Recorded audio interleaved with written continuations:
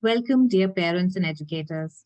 We are excited to have you with us today and hope you will find this session of value potential. Today's session on nurturing the nascent brain is based on the latest research in cognitive development from across the globe.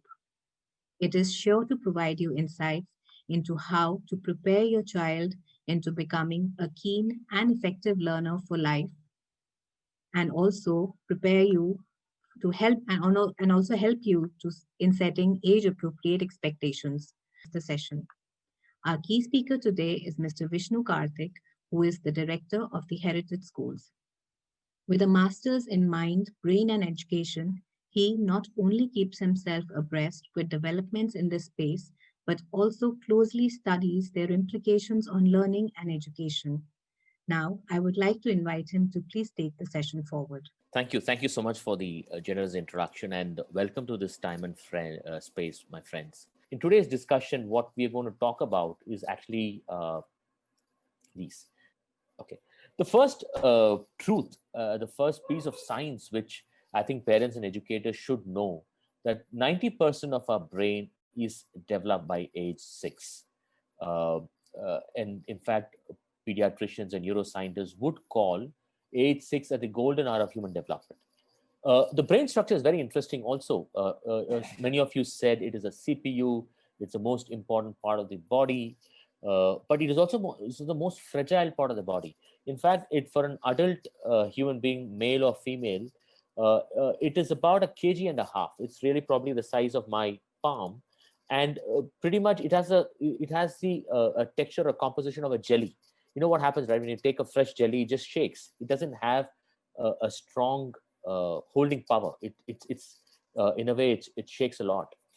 Another interesting factor about the brain is the brain actually does not touch the skull. It is always floating. So what happens is there is a skull and there is a brain, and in between is just liquids. These are neuro liquids, which is there. These are spinal liquids, which are there. They form in some way as lubricants.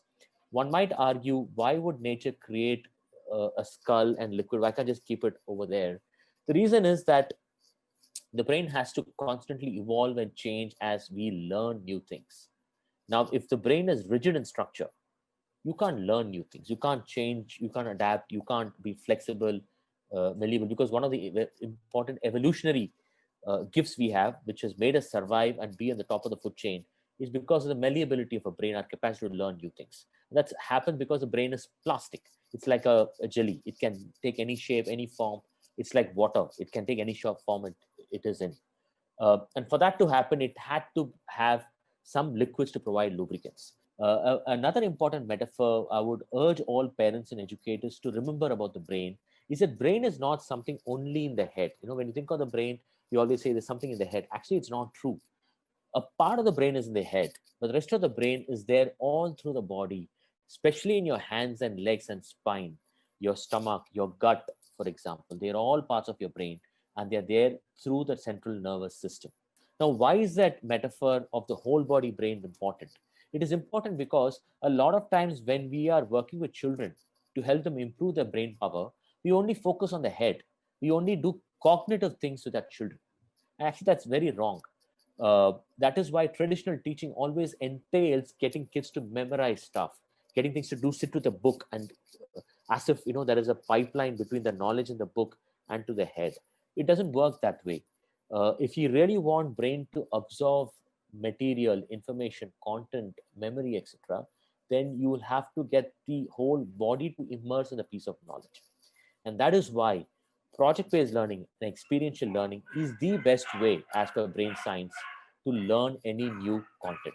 Does the picture you see on the screen right now influence any way you are absorbing the information I'm sharing? The answer is the picture of a brain when you're seeing it does influence you with respect to believing what I'm telling you right now.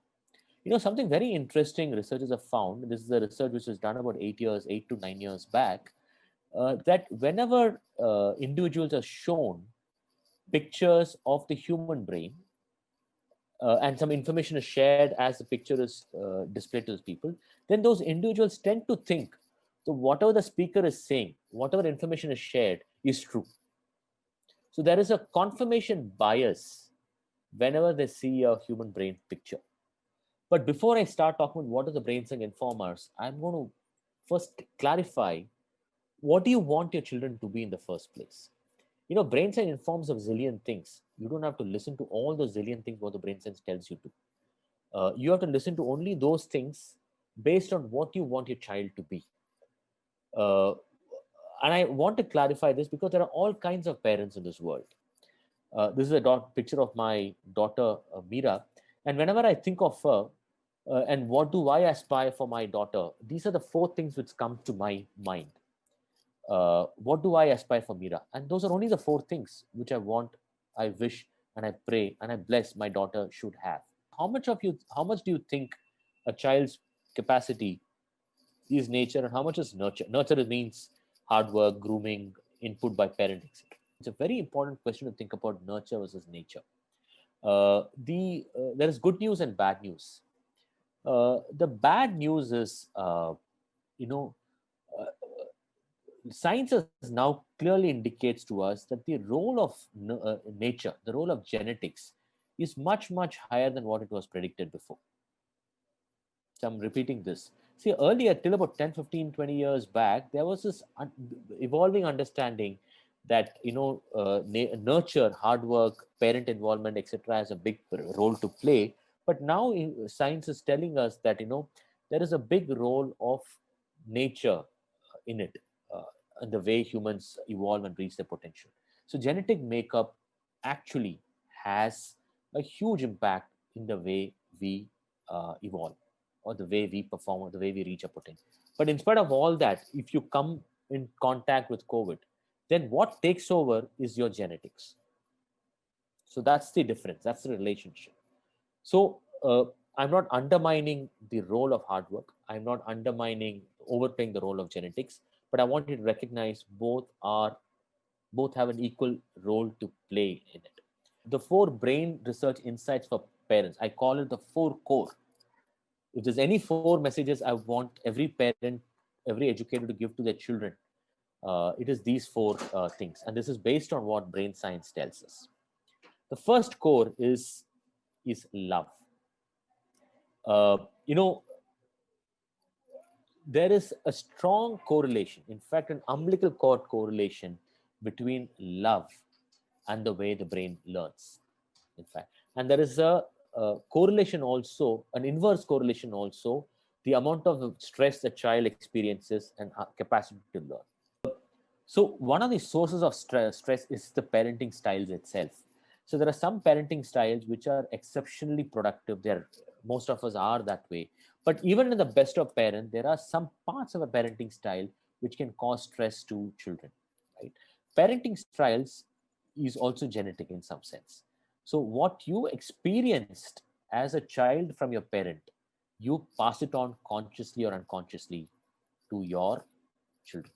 So we are the second tip, which I think parents should recognize, is that quality of relationship at home is a great predictor of academic success. I think I talked the relationship between love and learning, and this is a great predictor also. Many kids do exceptionally well not because they're academically gifted. They just do well because they come from exceptionally good family backgrounds. They come from good homes. They come from homes with support learning. So keep that in mind. The moment you create quality of relationship is very strong. There is abundant channels of communication, abundant opportunities to exchange love. That itself is a great predictor of academic success later in life. Lastly, servant return. I talked about it.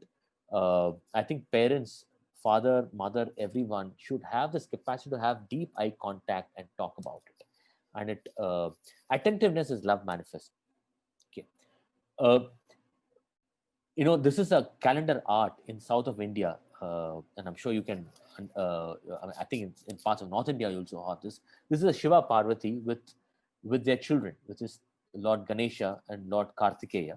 But there is a deep message our forefathers, our ancestors wanted to give through this metaphor.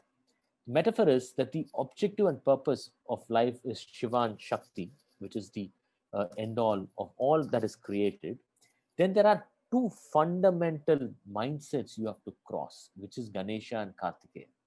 Ganesha is the god of uh, sustenance. Kartikeya is the god of war. He's a god of health. He's a god of physical safety. So if you take care of physical safety and emotional safety, then the brain is ready for higher purpose, which is Shiva and Shakti themselves. Quiz question for you. What is more important, love or structure? If you have to choose between love and structure, my recommendation and brain science recommendation is choose structure. Yeah. This is something a lot of Asian parents don't seem to understand. We provide a lot of love, but we don't provide a lot of structure. One of the things about stress-free growing up is the capacity to predict what's going to happen in future. It's capacity to predict what is going to be there in my life. It is the capacity to be in control of the resources I have. So children like structure. People say children thrive in freedom. Actually, it's absolutely wrong. Children like freedom provided there is a structure to that freedom, right? The moment children have no structure at all, then the amygdala starts getting stressed. I want you to know this. No structure in a child's life means a lot of stress for children. The second core after love, which I talked about, is language. So that's the second best gift you can give to your children in it. Uh, Language is, like I said, is natural. Children can learn as many languages as possible. But the critical period, there are two critical periods, age 7 and puberty. By age 7 is the best time to learn as many languages possible. But post age 7, there is a compromise in learning, but you still have it till puberty. But post puberty, again, you really lose capacity to learn an accent or a grammar post that.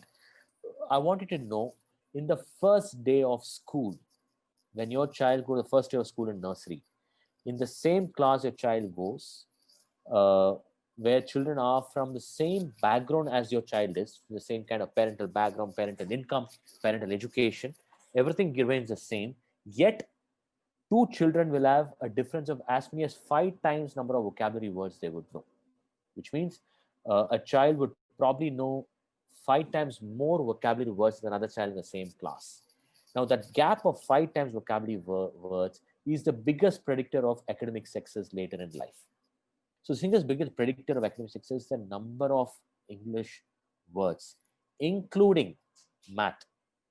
Even the success as math is dependent on the level of number of vocabulary words you know. Okay. In fact, many kids are bad in math not because they have poor math skills. They're bad in math because their English skills are exceptionally poor. Yeah. Coming to the third core, the penultimate core, which is music and brain. The third gift which you could give to your child is music. Music has phenomenal impact in the way children brain. Unfortunately, in India, unless until you belong to a certain community, music is not generally formally trained in most children. First thing, music expands networks across the brain. Music also builds something called muscle empathy. There's very important correlation between math and music. Elizabeth Speckle, my professor for mathematics and music at the Harvard University, wrote a wonderful paper on this. And she found research over 20 years, in fact, that math skills are better off for children who learn music. In fact, it's not surprising. If you look at communities, even within India and Asia, communities which are very good in math and science are communities which have a musical tradition. The last core, what brain science tells us for every parent, is social acceptance, which essentially means that, is my child accepted in the society when they're young? It turns out that even this skill is best learned by age 6 or 7. So, as parents, you'll have to build it. How do you? There's many things you have to do. One is, of course, helping children manage their emotions. A child who throws tantrum and wants all the attention can never be an accepted friend in the playground or in the classroom. And when a person is not accepted in the playground or the classroom, will also lose out on tremendous learning opportunities to learn productively in the playground or in the classroom. So one way to moderate children's emotions is that you have to help children to moderate their emotions through several tips. One of them is actually naming the emotion. Like, for example, children get angry or they go through a range of negative emotions or even positive emotions. You'll have to help children name the emotions. Another important strategy of managing emotions are two things: is sleep and stretch. Many children don't have capacity to manage their emotions because they're not sleeping enough, they're not exercising enough. If these two things happen productively, then a lot of the emotional tantrum issues, attention issues are managed.